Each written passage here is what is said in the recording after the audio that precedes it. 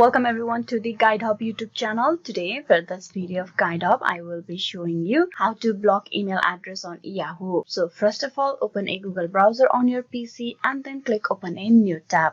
There on the search bar, you type in yahoo.com and press enter. It will direct you to the official web page of Yahoo. Here you need to get logged in into the account by providing account credential. As you can see here, I am already logged in into my account. So here you need to click on mail at the right side of your screen. Click that. Now here on this mail page, you need to click on settings over here. Click that. Then scroll down and you need to click on more settings. On this page in the menu section, you need to click on security and privacy.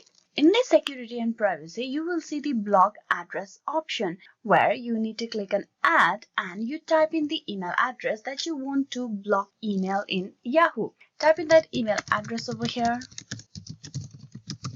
Then click on save. This will save this email address and you will not be able to receive any mail from this username or the email address anymore. So this is how you can block email address on Yahoo. Hope this video was useful. Please like and subscribe the GuideHub YouTube channel. Thank you.